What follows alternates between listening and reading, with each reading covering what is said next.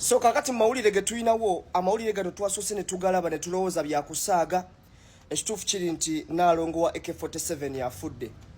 Ono gwolaba yaliko mukyala wa Rabadaba, embaga baagikola ye yazaalira Eka Abalongo, mujjukira saga ezaaliwo nga bagamba nti ate mukazi wa Guluneedi tetumanyi oba kyekimusse oba abadde mulwadde. Mpuliddeko Shiranga agamba kagendeko Emmengo, kyesitamanyi oba abadde mulwadde, we all don't know.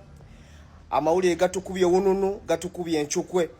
Okufa kunje ennaku zino accident ku accident. Naalongo Magi Chiwesi, rest in peace, afudde. Baramubaruga hari wabeera agaba amawulire g'okufa agamba yagenze. NNC liya kyolina. Akasente kalye weeyagale ogenda kufa. Anytime you're going to die. Ebyo byolimu mbugwe sente oterekera future ogenda kufa. Kati Magi ye talina kyabadde ayagala. Sente aziridde, aguze emmotoka ez'ebbeeyi, ennyonyi azirinnye, buli wamu agenze. So afudde omutima mutebenkefu. Ne twongera okugumya famire, abaana abalongo ba Eke, famire ya Eke, famire ya Rabadaba, famire ya Guluneedi, mwenna tubagumya. Mukama abagumye. Banaye n'enchuku egudde mu famire tebangawo. Naalongo afudde. Kino tekiri fantastic. Mazima gali nti birungi si birungi era nga wetwogerera kyamaze dde okuba nga kikonfamingibwa nti Naalongo Magi eyali mukyala AK47 avudde mu bulamu bw'ensi eno, era kigambibwa nti amaze ebbanga ng'atawanyizibwa ekirwadde kya sickle cells. Bannange, omuntu yenna ng'alinako omulwadde wa sickle cells oba mu famire nga mulimu obulwadde obwo, oyinza okukimanya kiki omukyalo ono kyabadde ayitamu oba obulwadde buluma. Era mawulire ge tufunye nti afiiridde mu ddwaliro e Mmengo. Ankopi kati obuvunaanyizibwa taata obusigadde mukka. Kitalo nnyo era kitalo ddala. Katweyongera okuba nga tusabira ab'eŋŋanda n'emikwano era tusabire n'omugenzi, Mukama abenga amuwa ekiwummulo ekirungi.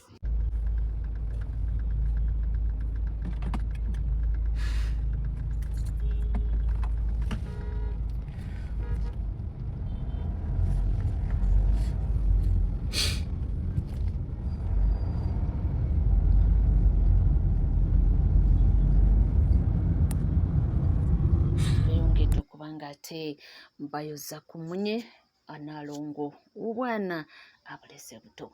Ninga byonna bigenda mu maaso era nga tweyongera okuba nga tunuulira ebitambula wano eno mu ggwanga Uganda. Ono avuddeyo n'agamba nti ebyama byeyongedde okuzuuka ku Director wa King David eyafudde nti ennyumba yekazaalabulwa. Mujje mbabuulire ekigambibwa okuba nti kyekyasse Director naddala mmwe abaagala okugula ennyumba eziwedde. Kigambibwa nti Director wo eyo kalina mwabadde abeera babadde baakagimalamu emyezi 3 ne mukyala we. Naye mbu abatuuze baalaba omuntu eyagula ennyumba eyo at first tebasooka kumanya nti Director kubanga mbu ebadde emazeewo ebbanga nga buli omu alambula naye nga teri agigula. Bantu balambula naye teri agigula paka Director ye bwe yagigula. Kati mbunaye mbw abadde muntu bulamu ku kyalo nga tayita ku muntu nga tamubuuzizza. Kati bambi bwe baakiraba ne bamusaasira ne bamugamba Director, ennyumba eyo gye wagula ng'erina ebizibu byayo, oba wandigirese munnange n'ogenda ewalala. Erimu ebyawongo biki temujja ennyumba eyo yeesaddaakira. Ennyumba eyo tosobola kubeerawo, teri muntu yali abaddewo n'omuntu eyagizimba teyabeerawo. Director nga abagamba nze ndi musabi, Yesu afuga, nja kusaba, nja kubeerawo. Munnaye nga bamugamba so omusi babiri mbw abatuuze babadde nga bamusanga ne mukyala we ne bamugamba munnange ennyumba wandigirese, nga bamugamba n'eyagizimba twamulabula tutyo ne tumugamba tozimba nnyumba mu ttaka eryo lirimu ebyawongo lijja kusaddaaka. Munnange mbw era eyagizimba n'alemezaamu n'azimba ennyumba teyagisulamu wadde olunaku n'afa. Munnange Director ye abadde nga bonna balemeddwa okugisasula, ye yagisasula n'abeera mu mbwera abadde nga asaba ne mukyala we. Naye kigambibwa mbu ye yamwesaddaakidde. Bannange mwegendereze ku mayumba amapya, ku mayumba agawedde ge mugula. zimba awantu ng'omaze kubuuliriza waliwo atya ne bw'oba ogenda kugula ttaka buuza ekifo ekyo kiri kitya abatuuze bbowa bamanyi ebyafaayo maama amutuuze asooka n'akugamba n'owokubiri kyogamba n'owokusatu baba tebaagaliza akuguza ttaka eryo so bannange omwoyo gw'omugenzi mukama agulamuze kisa naye nga mwebereremu ennyumba ewedde nze nabiwulira dda ennyumba eziwedde ezo ziba n'ebizibu byazo so mwebereremu naye nga byebyo nga tweyongerayo mu mawulire ag'enjawulo navuddeyo n'agamba nti akitegedde lwaki bulijjo abasawo tebavaayo kwekalakasako ffe lutuwe munnange nti ndowooza byonna byonna bye mulaba ebitambula nammwe mubiraba leka tuluviire ku ntono baanamu entegedde ensonga lwaki abasawo babadde nga tebeekalakaasa abasomesa babadde nga tebeekalakaasa kumbe Museveni yakwata system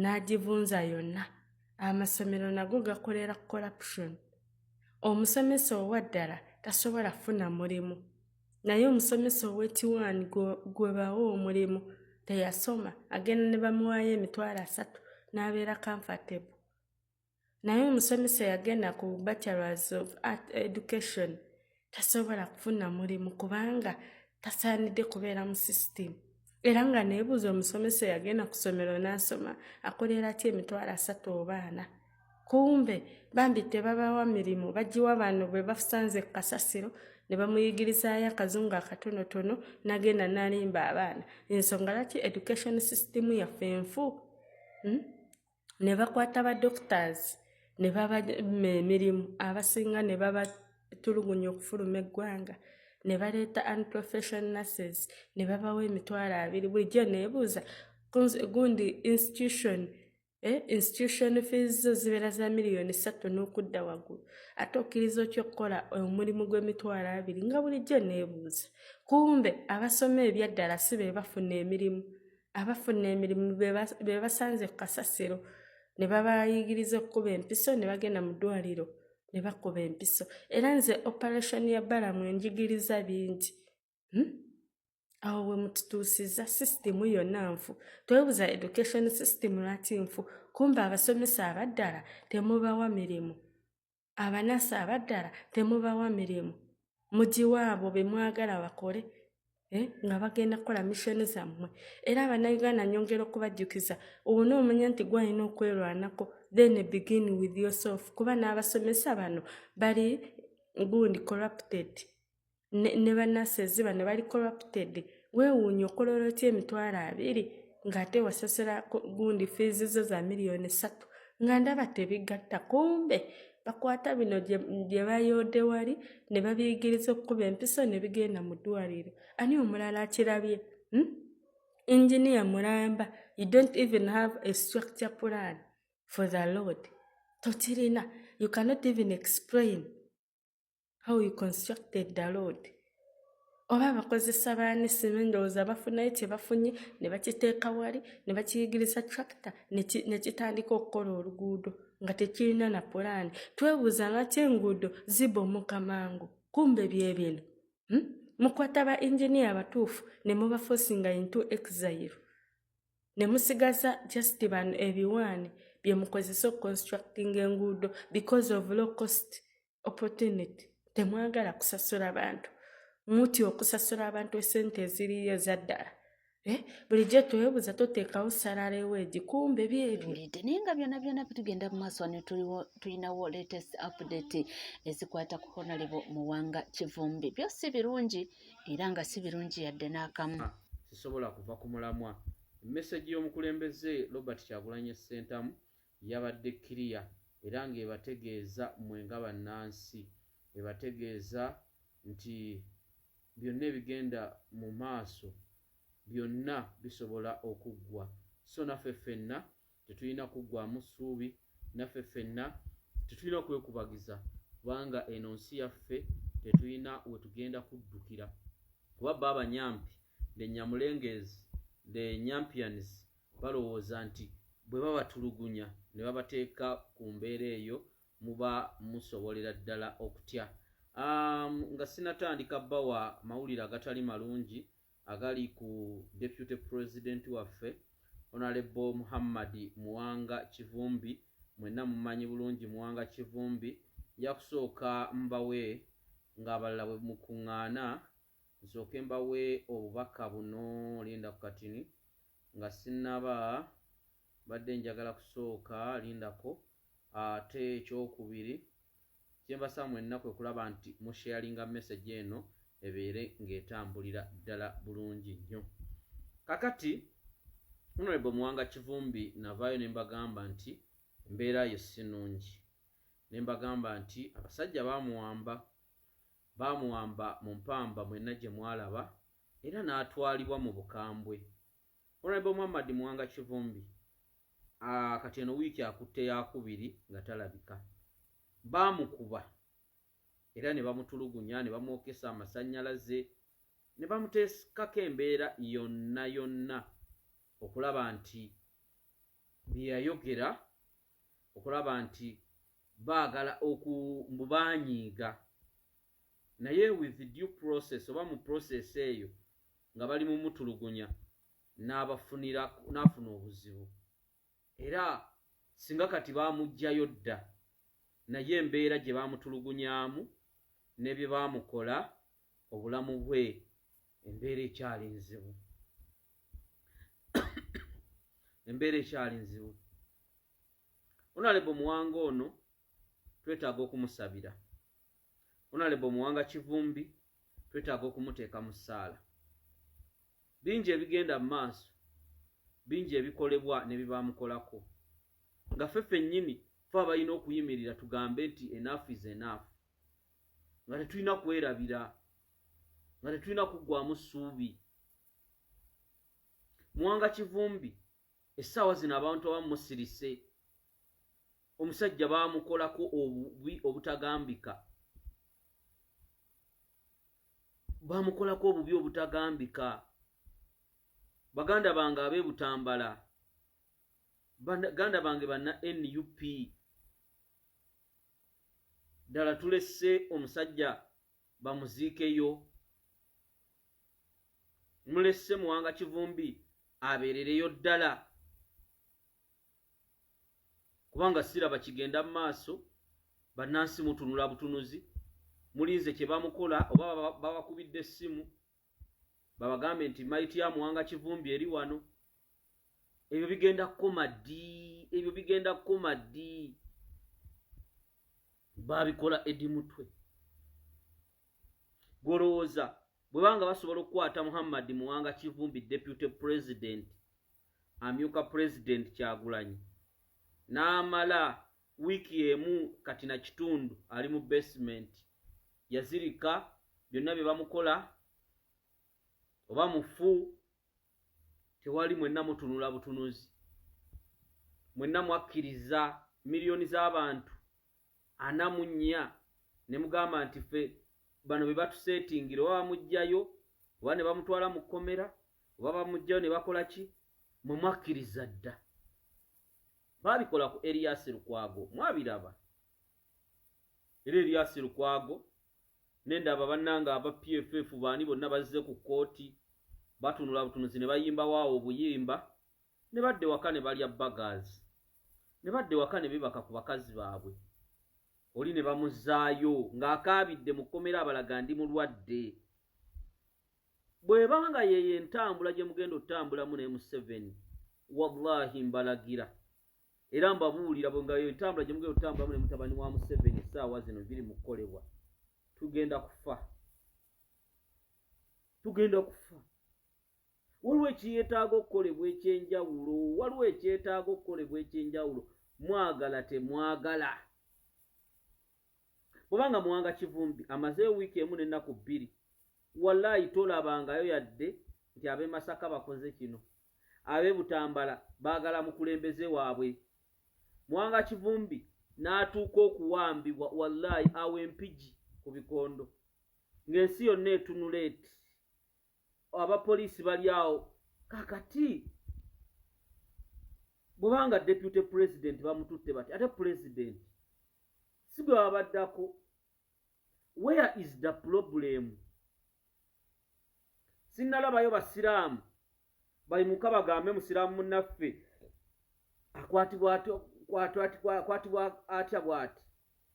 Sinnalabayo famire z'abantu ebutambala bibattira abaana bagambe ffe abatta abaana baffe tubamanyi, si ono.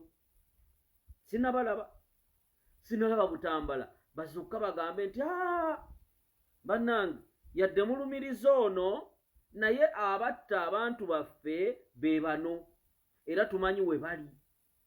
Wabula mwenna baabatiisa. Tolabayo bakulembeze bagamba nti kaakati nze olwaleero tubikooye bino. Mulinga abali mu church. Oli najja n'awamba Eddie Mutwe n'amutulugunya n'amukola buli kya busiru. Wallahi nga tolabayo kivaayo. Mwanga Kivumbi amaze wiiki emu n'ennaku mmeka ku mutimbagano bameka abamwogerako. Kale ne butambala. Deputy President w'ekibiina kyaffe. Wabula ali eri abasajja bamutulugunya bamututte mu ddwaliro abaziriseeko. Manduso ki gye mugenda okunoonya etwala Nakyemalira esinga ebyo? Ddala waliwo pulobulemu ku bannayuganda, waliwo pulobulemu ku balina okukola buli kimu. We need to resettle. Wanze mbabuulira abamu nja kibagamba abamu muwakane. Neddala Mwanga Kivumbi amazeeyo wiiki emu n'ennaku mmeka? Ani agenda omubanja atali ggwe? Bwe baba nga ab'omu diaspora basobola okukwata ebipande ne bagenda ne beekalakaasa wano twagala bulamu. Museveni kino yakibateekamu n'abalaga nti obulamu bwe musinga okwagala ennyo. Kati byangu nkutte. Kati buli omu atunula mu nju ye. Babeera eri bannaye omusajja mubi. Bannaye biki byakoze kigavumenti kino ne mukomaawo. N'abatwala South Africa. Bw'ab'e South Africa badde miliyoni ezo 2. N'abalimba mbu mu ssako yammwe nja kuteekamu biliyoni oba 3. Yabadde miliyoni 2. N'avaayo ng'abatyobodde. N'agamba kaakati nze abaana bange bali wano. Lwaki muzungire bweru w'eggwanga? Bameka bagende bweru w'eggwanga nga mwagala? Bameka bali mu Uganda balina emirimu? Wabula ye Museveni bwe yayimye South Africa, bwe yayimye ng'ayogera n'abantu b'e South Africa n'abakudaalira. N'abalaga nti ye mmwe nammwe nze abaana bange bali wano. Lwaki mugende South Africa? Lwaki mugende South Africa? Can you imagine? Yabagambye lwaki mugende South Africa? Nze abaana bange bali wano. N'asooka n'abayisanga abatategeererako ddala nti muzungire bweru w'eggwanga. Naye nga n'abo be yabadde ayogereramu bagenda ku mulembe gwe. Bangi tebaasoma, bangi tebalina mirimu. Amaze obbayimbisa ennyimba bamukoze miliyoni 2 zigenda kukolera kiggwe wano mu Uganda ya leero. Miliyoni 2 ziyakuwadde. Bamaze okulabisa mu kamera owanye NRM oyogedde buli kya busiru. Omanyi bannayuganda muyina ekizibu. Kati waliwo omusajja ali South Africa, by the way, ono munnansi w'e Ghana yalabye ekyabadde eno. Nja owuliriza omusajja ono. Wuliriza, ulaba. Oye mukulu Katungule abawo munange okubanga abatuusaako byonna byonna ebitambulira ebigenda mu maaso. Naffe ndo tubaawo kubanga tugatambuza era nga ebigenda mu maaso bambi byenyamiza era nga byeyongula amaziga. Naye ate tulina okubanga ate tusigala ng'obulamu bugenda mu maaso. Webale kubanga wekumidde ku NCK TV. Teweerabira kubanga osubscribinga, ringinga that notification bell, sharinga, likinga. Esigadde butereeva amawulire tujja kubanga tugakubeera, tujja kubanga tugakutuusaako wonna woli wonna wosinzidde. Tuula butuuzi kalira nywera buli kimu kyetaaga okubanga omanya tujja kubanga tukikuwa era tujja kubanga tukutuusaako. Bingi nnyo ebigenda mu maaso era bingi nnyo byetutunuulidde kugamba nti tuula butuuzi munnange kalira nywera byonna tujja kubanga tukubasigala naffe tova tukize tubenga tukwerekereza mu katini tujja kubanga tukoma mu maaso awo n'amalala mangi nnyo gwe tovaawo.